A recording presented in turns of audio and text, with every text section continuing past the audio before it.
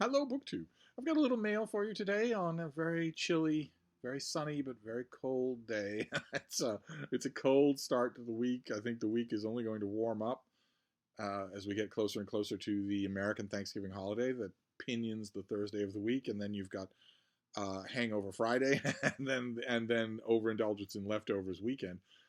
I think we might have weather coming for that. I don't think it'll amount to much more than a warm shower in Boston, although Vermont and New Hampshire might get snow. Even the European model says perhaps a lot of snow. But it's cold. In the run up to that, it is cold, inhospitably so. And of course, I don't like the cold, right? I have three standing conditions now that I am an old man. I am always hungry. The music is always too loud, and I'm always cold. But the wrinkle this year that I've noticed, I mentioned in a couple of videos that I've noticed more pronouncedly this year than in any other, is that my little dog, my little Frida Bean, dislikes the cold even more. Now there is decided reluctance on her part when I float the idea of going outside, unless she absolutely has to go. Ordinarily, she's game to shake a leg and yell at strangers at any time. But but not somehow or other this year the cold seems to be bothering her more. I guess she's none of us getting any younger, right? But anyway, let's look at the periodicals because they're pretty interesting. I got two really good ones today. I got the new Harpers, which has this the cover thing that they give here is the lead article. Let's see here. It is Apocalypse Nowish by Michael Robbins, where he writes about it's a little bit bloviating. It's not as sharp or as meaty as I would wish. It's about end of the world thinking, and there's quite a bit else here that's fairly interesting. But there's one exchange. Naturally, it's in the letters column that I thought I would read to you because in an earlier issue, Charlotte Shane wrote a piece on Roe v. Wade and unwanted pregnancies and women's right in that regard, without ever using the term. I didn't rant on about it at the time, and I'm not going to now. I'm just going to point this exchange out as a sign of the times. That's all. In Charlotte Shane's piece, she uses the term, and I'm not joking, impregnatable people. And one writer writes in to complain about that, and the writer is Lionel Shriver, who is well known as being outspoken on the idea that if men can get pregnant, then there's no such thing as a woman. That if along those lines, she has concerned herself with what she calls the erasure of the very identity, the very category of woman, and she writes about it. I thought I would read her letter and then tell you a little bit about the response. Impregnatable people is an overtly dehumanizing term. Progressives' trendy linguistic effacement of the entire childbearing sex amounts to a form of willful matricide. I do not easily offend, and often find that laughing off such excesses of would-be sensitivity is the best response. I surprise myself on this one. I don't find the elimination of the word woman even faintly funny. It aggrieves me as it aggrieves scores of women I know. I also can take issue with the notion that coding all impregnatable people as women is a, quote, right-wing project, because enforcement of gender and biological essentialism do a great deal for social control. That is the assertion of the author. Not Lionel Shriver. She's talking about that. Biology, not Donald Trump or Ron DeSantis, is essentialist. Among humans, only females bear young. If to be inclusive, Shane felt obliged to add, and trans men, when referring to women, I could have lived with the awkwardness, but an essay defending the rights of women while erasing us as a category is beyond ironic. In straining to be sensitive to a small minority, the author is crudely insensitive to the feelings of half the human race. I'm not going to comment, except to say, of course, I agree with that. If we have reached a point as a society where someone pointing out that among humans only females can bear young is considered hate speech, then we are lost. Regardless of where you sit on the political spectrum, we are lost. That is not a political statement. And needless to say, I won't quote it. I won't go on anymore on this. It's a tired hobby horse anyway. But a professor writes in from the University of Madison, Wisconsin, and immediately calls what Lionel Shriver wrote uh, transphobic. She immediately calls the declaration that only females can bear young transphobic. I don't. That was the start of Harpers. It goes on from there. It's fairly good. In fact, I should end on a positive note, shouldn't I? And I should end on a bookish note as well, because there's a bookish note at the end of here that really is worth noting. Alan Jacobs writes a piece that includes a discussion of both The Dispossessed by Ursula Le Guin and The Dawn of Everything by David Graeber and David Wengrow. This is, I think, probably the very last review out of the stable on The Dawn of Everything, which got reviewed everywhere. For how fascinating it was, and I thought it was fascinating too, even though almost every contention that it makes is self-evidently almost grade schoolishly wrong. It was long and detailed. It was a big magisterial work of history, the final work from one of its two authors, but nevertheless, it was a Twitter hot take. It was perhaps the world's longest Twitter hot take. But we also, in addition to Harpers, a rather contentious issue of Harpers, we also have the TLS, which you would think would be contentious because it starts out with an essay by Ferdinand Mount on Donald Trump and the assault on the Capitol and the possibility of a second Trump term. I was worried about it because it has the subject, even though it was broadcast live to the whole world, even though the whole world watched what was happening, it is a focal point, obviously, for a great deal of post-cognitive derangement. Just this morning read a comment directed at me by someone saying that it is deranged of me to say that Donald Trump orchestrated and called for the execution of his vice president. The whole world watched what's going on. The whole world watched what happened. So if you're at the point where you're saying, oh no, it was a mostly peaceful day, I mean, I don't know what you're talking about. It wasn't an assault on the Capitol. It wasn't an attempted coup. It certainly wasn't Donald Trump wanting Mike Pence to be executed. He just knew that the crowd was armed. He told them to march to the Capitol. He told them to fight like hell, and he told them who the villain was, and that the villain was there. That's not suborning murder. I don't know what you're talking about. When it comes to either that person or any person that takes a just explicitly delusional line, we're not talking about interpretation here. We're talking about things the whole world watched happen.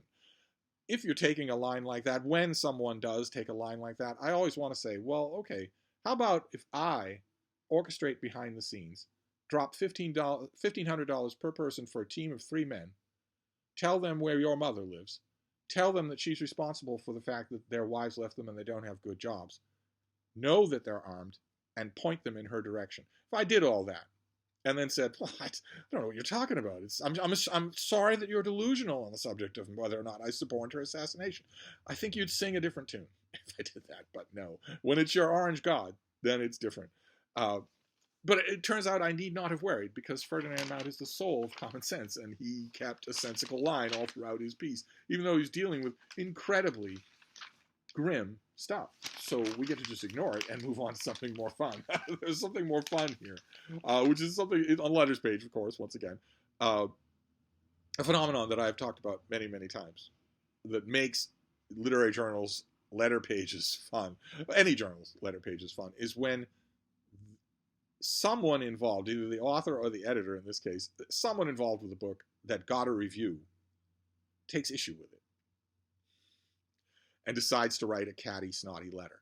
I have said many, many times that there is almost no way to come out of that exchange looking good.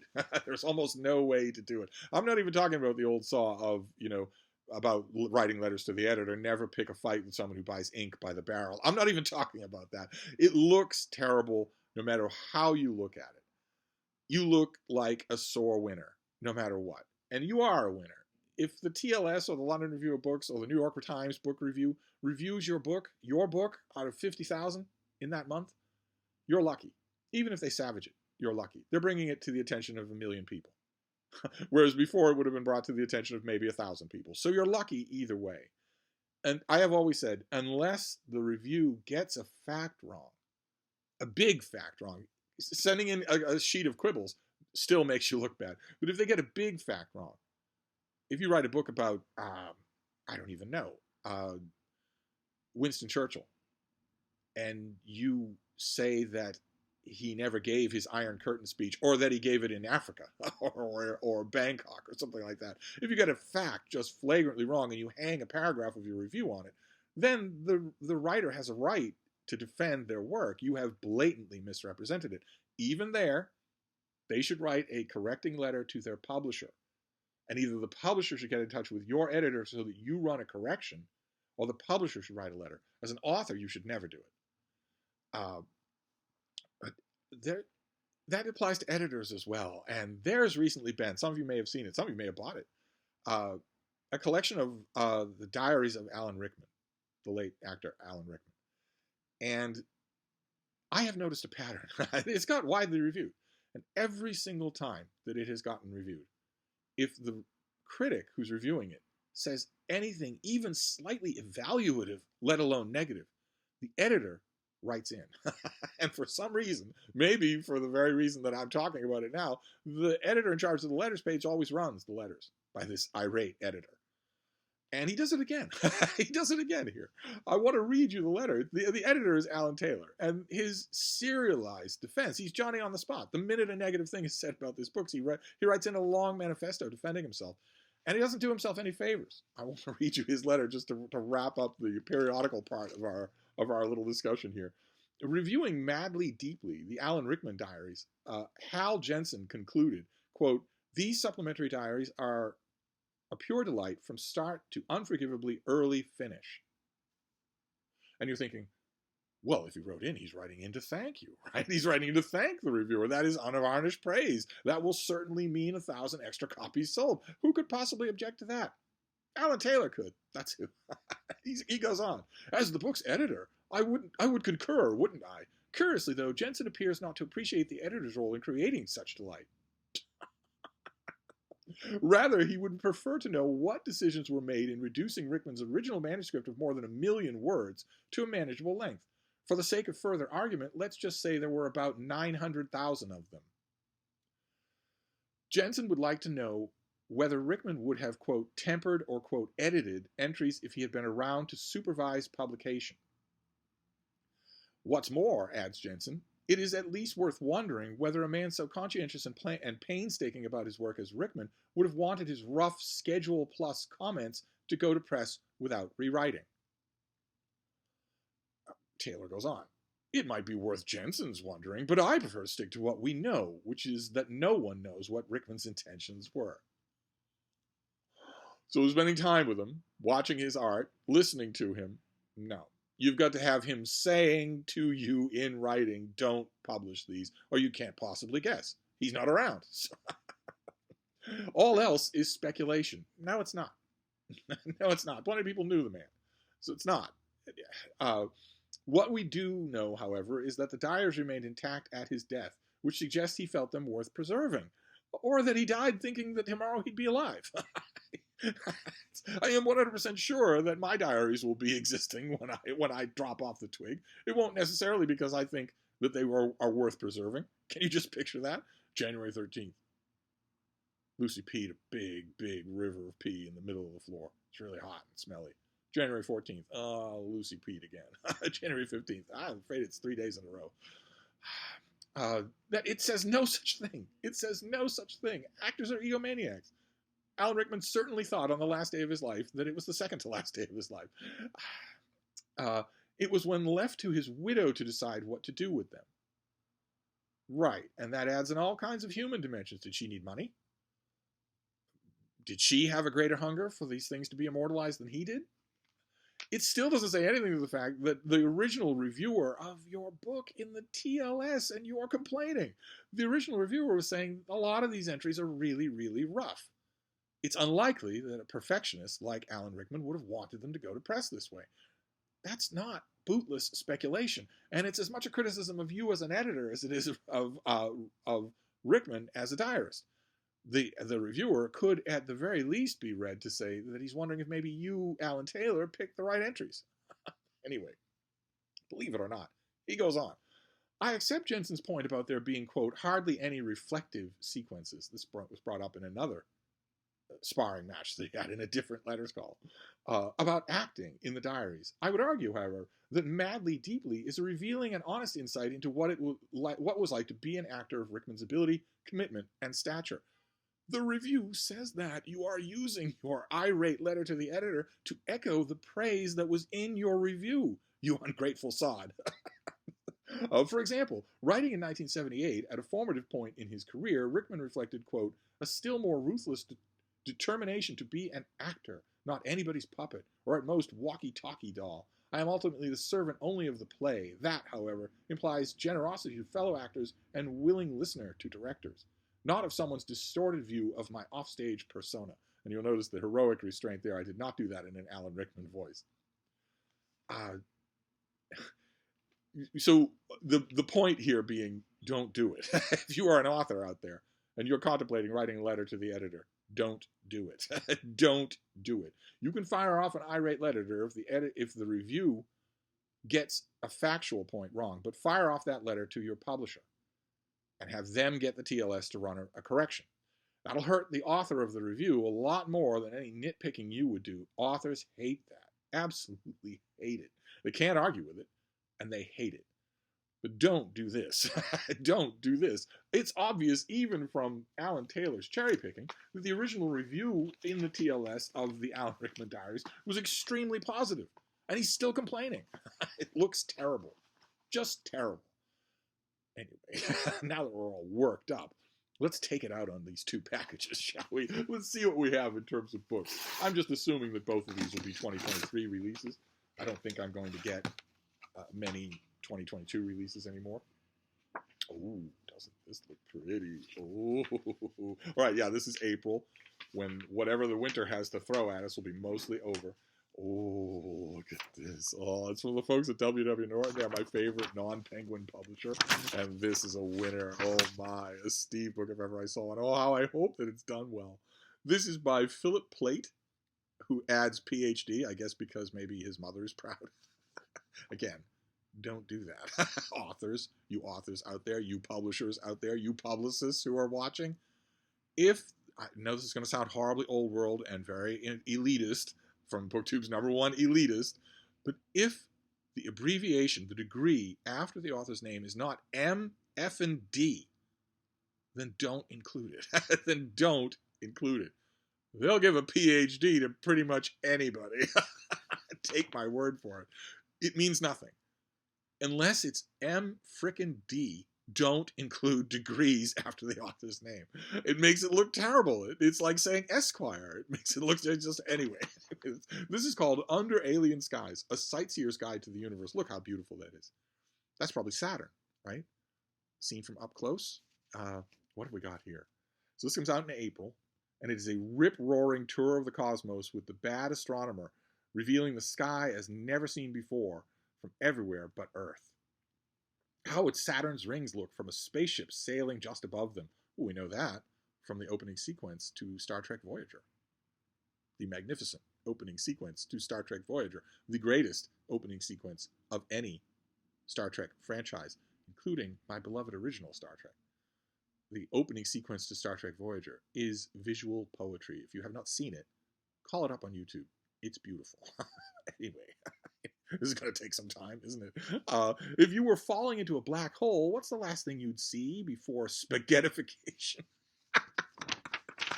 Okay, well, you wouldn't see anything, but I love that, spaghettification, and I'm going to use it. That is, of course, the process, the condition of being turned into spaghetti. You wouldn't be turned into spaghetti, but I love that, spaghettification. I'm going to use that in my next column.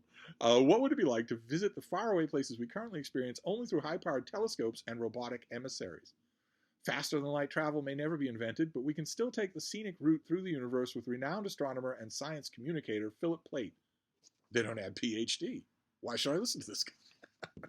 On this lively, immersive adventure through the cosmos, Plait draws ingeniously on the latest scientific research to transport readers to 10 spectacular sights, from our own familiar moon to the outer reaches of our solar system and far beyond. Whether strolling through a dust storm on Mars' butterscotch sky, witnessing the birth of a star, or getting dizzy in a technicolor nebula, Plait is an illuminating, entertaining guide to the most otherworldly views in our universe. Okay. Are any of you familiar with Bad Astronomy? Did any of you read that? I don't think I ever got to it. But what are the? Will this have clever chapter titles, or will it tell me right away what the things are? Oh, it does. So the moon is the first one. The moon is endlessly fascinating to me. Earth's moon is endlessly fascinating to me. Then Mars, asteroids and comets, Saturn. Saturn is endlessly fascinating too. It really is. I mean, a lot of people, if you don't know, and if you're not an astronomy nerd, then you'll just think of the rings. But Saturn as a planet is really, really interesting. And its moons, oh my, oh my. If there's life in this solar system other than on Earth, it's almost certainly in a moon, under the ice crust of a moon of Saturn or Jupiter, or both. Then we have Pluto, which I still root for. It bothers me that Pluto is not considered a planet. There ought to be some case for traditional usage. It was traditionally considered a planet. I think it should be one by traditional usage, even though there are objects like it that are bigger. I still think none of those objects, nobody can name those objects. Everybody can still say Pluto. So, but anyway. And then we move out from the solar system to planets around red dwarf stars, planets with two suns like Tatooine, globular clusters, nebulae, and black holes. Oh, this is going to be so much fun. It's going to be so much fun. I'm so tempted to get to it early. But it certainly did take the taste of bad letters out of our mouth, didn't it? Let's move on to the next one and hope for 2 out of 2. So that we can just forget the contentiousness of argumentative letters pages. Impregnatable people. Oh no. Oh no. There were 2. Look at this. Look at this. This is amazing. This is, let me show you this. They were in 2 different packages. One is cardboard and one is manila, and yet it is a duplicate of the same book. Oh no. Well, I don't need to read you the pub sheet again. But other normal booktube channels, the ones that are constantly making calls to action, don't forget to hit that like button. Don't forget to smash subscribe. Don't forget to share this video far and wide. If you want to drop a donate in the donate, it's the $ underneath my name, and all that sort of stuff. I've never made a call to action in my life on this channel and never intend to. But a lot of those sort of fake ass big booktube channels also do giveaways, and I don't do formal giveaways on this channel. Instead, you all know exactly how to get around me. I don't do formal giveaways. Instead, you see something in a mail haul or in a Brattle book haul, and you send me an email, and it's pitched so perfect. It's never asking for anything anymore. Instead, it's, oh yeah, I'm so interested in that. I've been interested in it forever, since I was given the interest by my grandmother, who just died. I miss her so much. I wish I had a copy of that book, but I live in a book desert, hundreds of miles from the nearest bookstore. All we have is the 1-horse buggy, and the horse hasn't been feeling good lately. It's just, you know exactly what I'm going to do. You know what I'm going to say. I'm going to fire off a response, say, well, let me send it to you. Probably live in an apartment above a Walden Books, and you still fire letters like that. So I don't do giveaways, because I'm the manipulated plaything of all of you book-hungry little marmosets. Nevertheless, even though I don't do giveaways, I obviously have a double of this.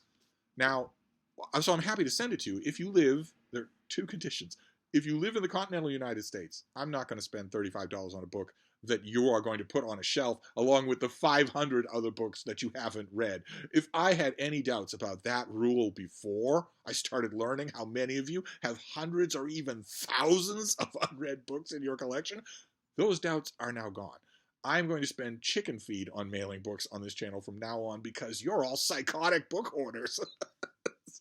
But if you live in the continental United States, I'm happy to mail this to you. And condition number 2, you should be able to guess from the fact that this comes out in the spring, which is that if I send you this, I want you to commit to trying to write a review of it. Now, you might say, well, I'm really interested in astronomy. Popular astronomy books like this are my jam. I love them, but I don't want to commit to writing a review. I don't know how to write a book review. I will help you.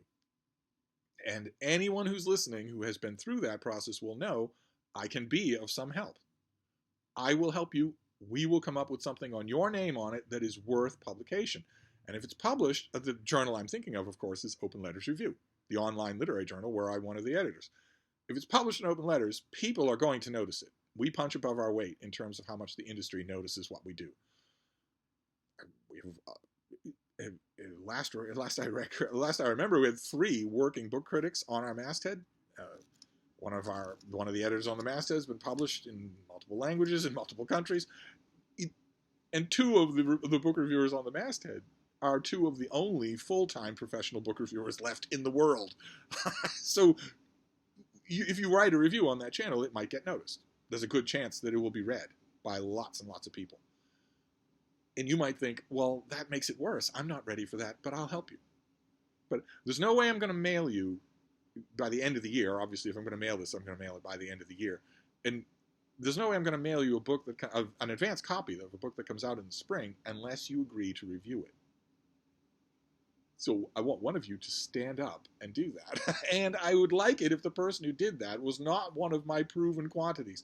I am trying to be good at mailing books to my proven quantities. James Holder is fantastic at this. Micah Cummins was fine at it out of the gate and just is waiting on the next package of Steve goodies. And a whole bunch of other people who've tried it, and I'm not talking about them. I want to add someone else.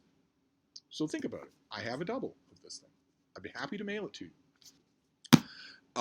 Not no matter where in rural New Zealand you live. I used to say that because it seemed like all of you that asked for me to mail a book in the last 6 years were in Alpha Centauri. Oh, that's not going to hurt for postage, is it? Maybe $10 in postage? No, dear, it's $70 in postage. I used to say that, and then I used to do it. That's why, in case any of you are wondering why I'm the only person on YouTube who does not want more subscribers, that's the reason. There are already too many mouths to feed. I used to say that, though, but I'm not saying it anymore.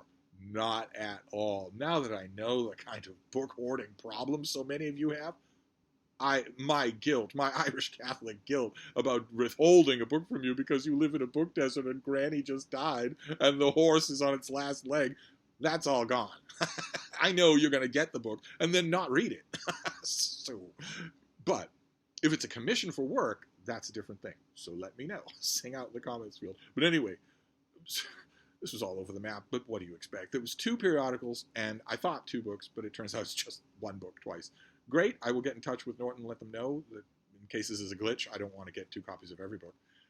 But anyway, I will wrap this up for now. That is the periodicals in the mail. The bean is very comfortable, but I am going to take her out in the cold, whether she wants to go or not. It's good for both of us. You know, take 45 minutes to walk around, breathe in the cold air, stretch the legs, get the blood pump, all that sort of stuff. We're going to have a very sedentary afternoon. She loves it, and so do I. I'm not imposing it on her. But it's good if you have, I mean, I'm mostly sedentary life. I write for a living. So it's good to periodically get up and move around a lot. Get up and move around. No power on earth can get her to get up and move around if it's raining outside, but it's a fine day. It's just really cold. So anyway, I'm gonna wrap this up, but I'll be back. Thank you, BookTube.